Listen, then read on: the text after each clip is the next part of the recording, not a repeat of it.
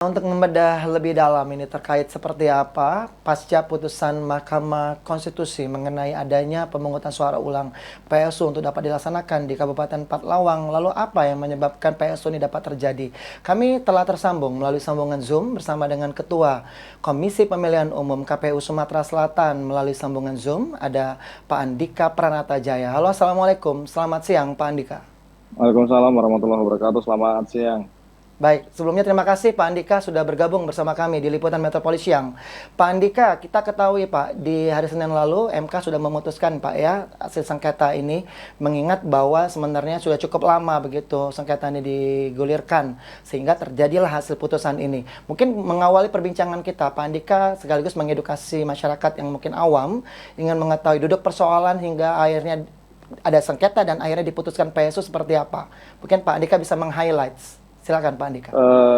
Secara ringkas begini, jadi KPU Kabupaten Parlawang menghitung masa jabatan calon kepala daerah kemarin yang mendaftarkan diri di KPU ya, ada satu pasangan calon yang mendaftarkan diri, dihitung oleh KPU Parlawang itu sudah memasuki 2 periode masa jabatan. Atas Nah nama siapa kemudian Pak? Haji Budi Antoni. Baik. Kemudian perhitungan yang dilakukan oleh teman-teman KPU itu kan merujuk kepada tanggal pelantikan sampai dengan tanggal pemberhentian yang bersangkutan dari jabatannya secara tetap gitu ya. Nah ternyata di Mahkamah Konstitusi perhitungannya tidak seperti itu, tapi perhitungannya begitu yang bersangkutan diberhentikan sementara itu masa perhitungan jabatannya itu ternyata berhenti di situ, di stop di situ, bukan jadi MK melihatnya secara faktual, secara real jabatan itu disandang seseorang, bukan dari masa jabatan pengangkatan, pelantikan sampai dengan pemberhentian. Nah kemudian karena kasus ini kasus pilkada, maka diajukanlah permohonan gugatan ke Mahkamah Konstitusi dan dikabulkan untuk yang bersangkutan ini masih memiliki Hak. eh, Hak. hak untuk mendaftar sebagai calon kalau belum pernah 2 periode jabatan. Kira-kira seperti Baik, itulah. baik. Pak Andika, kan artinya boleh kita simpulkan 1,5 periode lah begitu ya. Dianggap belum 2 periode. Sehingga dia dianggap memenuhi persyaratan untuk bisa maju dalam kontestasi pilkada di Lawang. Kan ini suatu hal yang cukup awam dan baru ya Pak terjadi mungkin Pak ya. Pemilunya sudah selesai, tapi sudah diputuskan untuk dia diperbolehkan. Kenapa tidak dilakukan untuk mengenai persyaratan ini sebelum dia proses pendaftaran dan lain sebagainya itu Pak, publik ingin mengetahui hal itu. Jadi kalau publik ingin mengetahuinya secara lengkap, Mas juga pengen mengetahuinya secara lengkap, bisa dilihat di putusan Mahkamah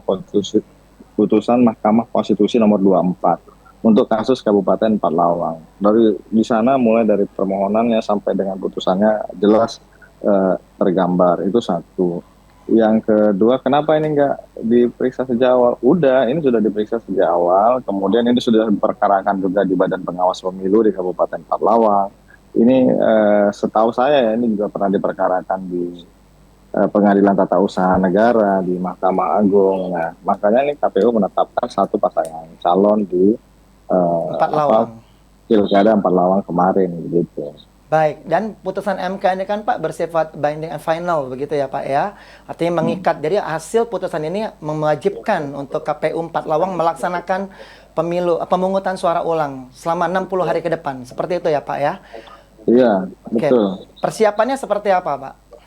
Nah, kami mulai langsung dengan persiapan untuk perencanaan dan pembuatan timeline kapan pelaksanaan pemungutan suara ulang untuk Bupati dan Wakil Bupati Kabupaten Patlawang. Nah, per hari ini kami masih menyusun nih timeline kapan pelaksanaan pemilihan Bupati dan Wakil Bupati ini dilakukan di dalam rentang waktu yang 60 hari. Satu. Yang kedua, kami hari ini mempersiapkan rancangan anggaran, kebutuhan, pembiayaan, dan semua hal yang persis sama dilakukan ketika pemilihan serentak 27 November yang lalu. Semua ini kami siapkan agar pelaksanaan PSU ini bisa dilaksanakan dengan baik. Baik, artinya tahapannya sama begitu Pak ya dengan pemilu kada pada umumnya begitu ya Pak ya? Berbeda. Oke. Bedanya seperti Mas. apa Pak? Jadi di putusan Mahkamah Konstitusi itu kami cuma diperintahkan untuk memasukkan pasangan calon, menetapkan, kemudian mengundi nomor urut. Cuma ada satu kali kampanye atau debat kandidat satu kali, kemudian langsung pemungutan dan penghitungan suara. Jadi itu tahapan-tahapan yang akan kami lakukan sesuai dengan putusan Mahkamah Konstitusi. Baik, Pak Andika, artinya sama 60 hari ke depan akan ditentukan ya tanggalnya ya. Untuk saat ini belum. Nah, untuk pelaksanaannya nanti, Pak Andika, kan kita ketahui ada, tadi Bapak tadi menyebut ya, tetap ada kampanye, ada debat juga mungkin nanti Pak. Seperti apa Pak Nah mekanismenya? itu lagi-lagi, ini kampanye atau debat. Jadi bukan kampanye yang kayak kemarin, karena dia dilaksanakan cuma satu kali. Perintah MK itu cuma melaksanakan satu kali. Jadi barangkali nanti kami akan melaksanakan, misalnya ya, kami akan melaksanakan debat kandidat itu cuma satu kali. Kemudian nggak lama setelah itu langsung pemungutan dan penghitungan suara. Gitu.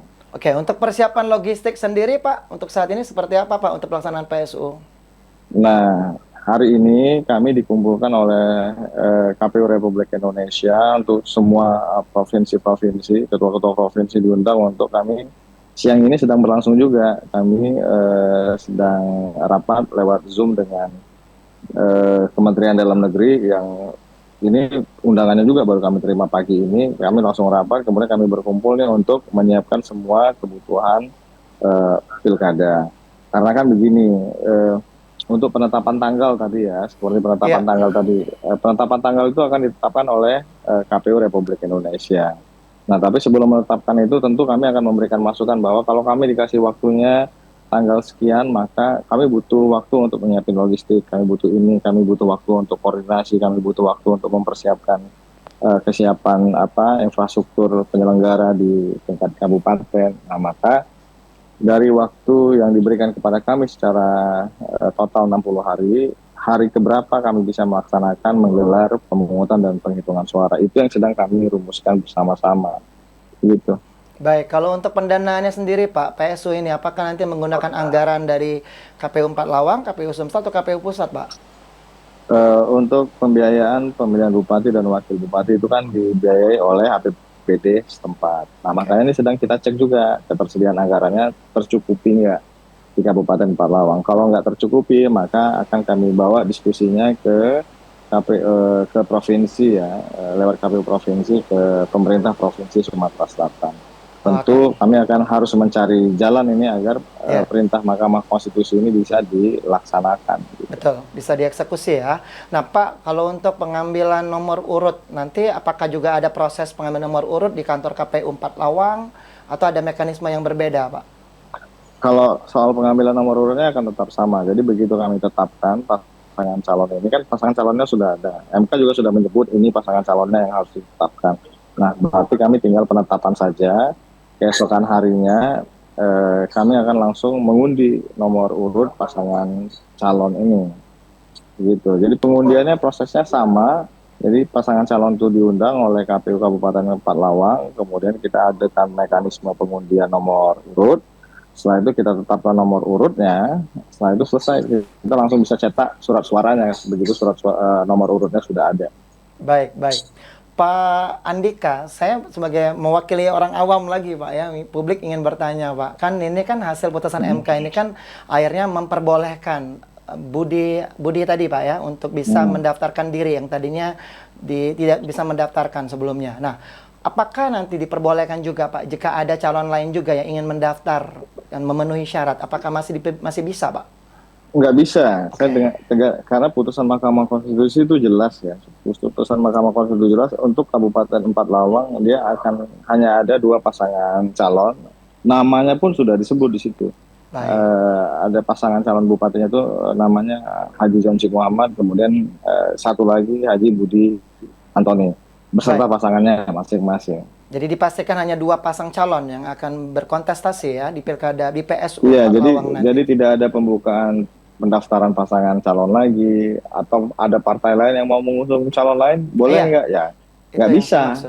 Nggak bisa, karena ini sudah diputus, pasangannya sudah cuma ada 2, namanya pun sudah dituliskan dalam putusan Mahkamah Konstitusi itu. Nah, sebelumnya kan hanya Jonci begitu Pak ya yang mendaftar jadi Mm-mm. calon tunggal di sana. Nah, jika sudah ada dua calon, untuk partai pengusungnya kemarin, misalnya partai pengusung Jonci kemarin ada partai yang ingin beralih gitu, masih diperbolehkan Pak atau tetap harus dia mengikuti usungan yang kemarin? Jadi ini jadi ini mekanismenya, proses pendaftaran pasangan calon ini sudah selesai. Dianggap sudah selesai. Kami tinggal penetapan. Siapa yang ditetapkan? Yang kemarin diusung oleh partai politik. Boleh nggak ganti orang? Nggak boleh. Ya, Kecuali misalnya, kecuali ada yang berhalangan tetap ya. baik, Minta maaf sebelumnya ada yang berhalangan tetap. baik, Ya itu pasti diganti. Tapi baik. sepanjang dia tidak berhalangan tetap ya tidak diganti. Baik, saya Gitu. paham. Saya paham. Artinya yang partai yang sudah mengusungnya kemarin, maksud saya partai-partai itu tidak beralih dukungan, maksud saya Pak. Apakah ada? Tidak beralih dukungan, tidak Oke, beralih orang, baik, kecuali yang si orangnya ini berhalangan tetap, baik. kecuali itu ya. Untuk Budi Antoni sendiri Pak, dia diusung partai mana Pak? Kalau nggak keliru, Partai Kebangkitan Bangsa sama ada beberapa partai gitu. Baik, artinya ada pengusung partainya ya. Nah, untuk persiapan ini kan kita ketahui Pak ya, kita mengharapkan tentunya zero konflik untuk pemilu kada termasuk PSU ini. Nah, untuk mengantisipasi Pak hal yang tidak diinginkan dari pihak KPU Provinsi Sumatera Selatan bekerjasama dengan KPU 4 Lawang dan pemerintah setempat seperti apa Pak untuk mengantisipasi hal ini agar semuanya dapat kondusif. Kata kuncinya kan koordinasi, komunikasi, kemudian kolaborasi ya. Jadi kami selalu mengembangkan ini, koordinasi, komunikasi, kolaborasi. Jadi dengan para pihak ya, dengan mitra kerja kami, dengan Badan Pengawas Pemilu, dengan Kepolisian Daerah Sumatera Selatan, termasuk Polres 4 Lawang, Kejaksaan, perangkat daerah, ya, Pemda, pemerintah kabupaten, tentu kami akan berkomunikasi. Nah, ini kan per hari ini juga komunikasi itu sudah terbangun untuk bagaimana kami bisa sama-sama menyelenggarakan proses pemungutan suara ulang di Kabupaten 4 Lawang. Itu dulu yang paling utama satu. Yang kedua, bagaimana supaya tidak kita meminimalisir konflik segala macam. Nah, di banyak tempat saya sampaikan KPU ini bekerja di ruang terbuka, masyarakat bisa mengikuti, semua orang bisa melihat, semua orang bisa mengakses gitu. Jadi silakan diikuti saja proses ini dengan baik. Ada saran, kritik, masukan, silakan disampaikan kepada KPU. Yang Baik, terakhir, pemilih untuk pemungutan suara ulang di Kabupaten 4 Lawang ini kan pemilih yang sudah terdaftar sebelumnya ketika Pilkada 27 November yang lalu. Nah, ini di setiap gelaran yang akan kami lakukan, misalnya nanti kami akan mengaktifkan lagi panitia pemilihan kecamatan, panitia pemungutan suara, kemudian KPPS, semua akan kami aktifkan untuk pemungutan suara ulang ini. Nah, ketika proses pengaktifan itu sekaligus kami memberitahukan kepada masyarakat di Kabupaten Palawang, kenapa mereka diaktifkan? Karena kita akan ada pemungutan suara ulang. ya, Mudah-mudahan kalau kita sudah dapat tanggalnya tanggal sekian, tanggal segini, harinya hari ini, nanti minta Bapak Ibu datang lagi ke TPS. Nah, Kabupaten Palawang tuh kami udah sangat pelajari topografi, geografi, sosiologinya, sehingga di setiap kesempatan ya kita informasikan kepada masyarakat. Yang terakhir kan ini kan proses pemilihan ini kan dari masyarakat Kabupaten Palawang untuk Kabupaten Palawang, hasilnya juga untuk Kabupaten Palawang. Maka segala hal yang berkaitan dengan Kabupaten Palawang ini bukan tanggung jawab KPU, Bawaslu atau kepolisian saja, tapi tanggung jawab kita semua warga Kabupaten Palawang. Nah, baik. untuk ketenangan, kedamaian ya tinggal kita semua warga 4 Lawang bisa sama-sama memastikan semua proses ini berjalan dengan baik, kita ikuti, kita awasi bersama sehingga hasilnya juga bisa diterima oleh seluruh warga Kabupaten 4 Lawang, begitu. Baik, Pak Andika artinya optimis ya, insya Allah dalam waktu 60 hari yang disiapkan oleh atau ditentukan oleh MK ini bisa terlaksana dengan baik Pak ya. Insya Allah semuanya Harus, bisa bekerja sama karena ya. Komunikasi, karena koordinasi, itu dan kolaborasi tadi ya. karena itu kewajiban konstitusional yang harus kami laksanakan. Baik, baik. Pak Andika, jika nanti seandainya pasca PSU terlaksana, apakah ada kemungkinan misalnya ada sengketa lagi Pak? Eh, Pengajuan sengketa gugatan ke Mahkamah Konstitusi itu hak dari pasangan calon ya kalau dia perselisihan hasil pemilihan umum dan hak warga negara. Jadi kita tidak pernah menutup kemungkinan. Jadi semua itu sudah kita siapkan. Persiapkan. Kemudian persiapkan. Kalau ini harus bersengketa lagi, ya kita juga siap dengan itu ya. Mudah-mudahan enggak. Mudah-mudahan semuanya bisa berjalan dengan baik. Makanya Tinggal kami di KPU menyiapkan ini sebaik-baiknya agar proses pelaksanaannya bisa berjalan dengan baik Ya. begitu. Itu harapan kita semua. Pak Andika, kami tidak ingin mengganggu waktu Anda lebih lama. Terima kasih sebelumnya sudah meluangkan waktu untuk berbagi informasi dan berbincang bersama kami. Terakhir Pak, untuk menutup segmen ini sebagai closing statement, mungkin Bapak bisa sampaikan ke seluruh warga Kabupaten Patlawang sekali lagi agar memastikan PSU ini berjalan dengan damai, kondusif, dan semuanya terlaksana seperti apa yang diharapkan. Silakan. Eh, Pemungutan suara ulang di Kabupaten Empat Lawang ini dari, oleh, dan untuk warga Kabupaten Empat Lawang.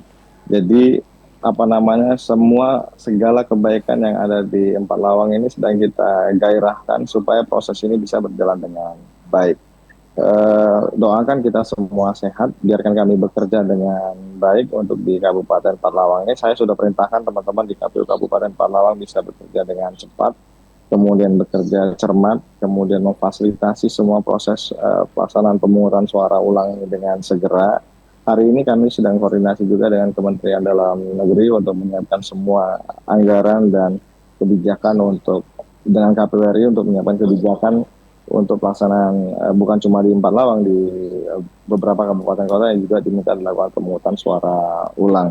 Jadi kami minta waktu untuk menyiapkan ini semua. Pada waktunya nanti kami akan umumkan kapan pelaksanaan dan hari dan tanggalnya. Nah, tinggal warga Empat Lawang silakan nanti dicermati pada saatnya, minta bantuan semua untuk datang ke TPS untuk memilih Bupati dan Wakil Bupati Empat Lawang untuk Pilkada 2024. Pak Andika, terakhir Pak, ada pesan khusus untuk dua pasang calon yang akan ikut dalam maju kontestasi PSU di Empat Lawang. Ada pesan khusus dari Ketua KPU Sumsel. Silakan Pak.